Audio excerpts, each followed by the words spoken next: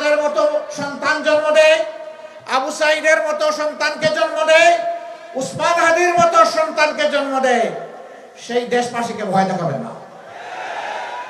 আজকে যুবকরা ঐক্যবদ্ধ হয়েছে পুরাতন এবং নূতন ফ্যাসিবাদের বিরুদ্ধে, এবং তার প্রমাণ রেখেছে দেশের পাঁচটি পাবলিক বিশ্ববিদ্যালয়। আমরা নিশ্চিত বাকি সব বিশ্ববিদ্যালয় নির্বাচন হলে একই চিত্র ফুটে উঠত।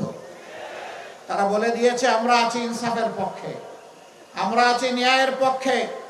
মেয়েদেরকে জিজ্ঞেস করা হয়েছে তোমরা ওদেরকে ভোট দিলা কেন? বলছে আমরা তাদেরকে আমাদের জন্য নিরাপদ মনে করি, এই জন্য ভোট দিয়েছি। যুবকদেরকে জিজ্ঞেস করা হয়েছে তোমরা সব দলে দলে ভিড়ে ভিড়ে গিয়ে ওদেরকে ভোট দিলা কেন? বলে যে আমাদের আস্থা আছে তারা যদি দেশ পরিচালনার সুযোগ পায় তাহলে তারা বাংলাদেশকে বদলে দেবে, আমাদের স্বপ্ন বাস্তবায়ন করবেন, এই জন্য তাদের প্রতি আমরা আস্থা রেখেছি, আমাদের ভোট দিয়েছি।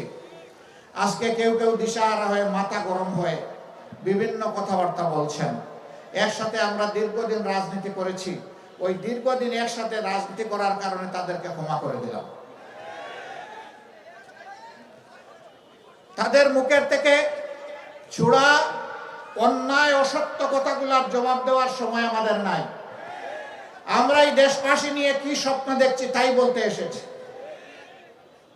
সম্মানিত ভাই ও বন্ধুগণ, চুয়াডাঙ্গার চিত্র অতি সংক্ষেপে এখানে তুলে ধরেছেন চুয়াডাঙ্গা 2 আসনের প্রার্থী জনাব রুহুল আমিন। সারা চুয়াডাঙ্গা নয়, শুধু চুয়াডাঙ্গা নয়, সারা বাংলাদেশের একই অবস্থা।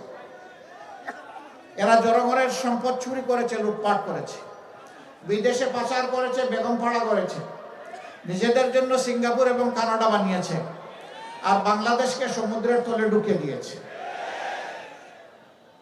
আমরা ওই সমুদ্রের তলা থেকে বাংলাদেশকে টেনে উঠাতে চাই।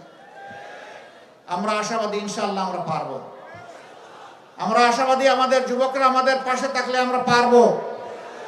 আমরা আশাবাদী আপামর জনগণের দোয়া ভালোবাসা থাকলে আমরা পারবো।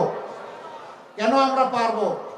ইনশাআল্লাহ আমরা এই কারণে পারবো যে আমরা যদি এ দেশ পরিচালনার সুযোগ পাই, আমরা এ দেশের মালিক বনতে চাইব না, আমরা ইনশাআল্লাহ এ দেশের সেবক হব। আমরা কথা দিচ্ছি আমাদের কোনো জনপ্রতিনিধির সম্পদ লাফিয়ে লাফিয়ে বাড়বে না, আমরা বাড়তে দেব না। আমরা বলবো যারা নিজেরটা উজাড় করে দেশবাসীর সেবা করার সাহস রাখো, তোমরাই শুধু আসো, আর কারো আসার দরকার নাই। এই জনপ্রতিনিধিরা প্রতি বছর জনগণের সামনে তাদের এবং তাদের পরিবারের সদস্যদের সম্পদের হিসাব দিতে বাধ্য থাকবে।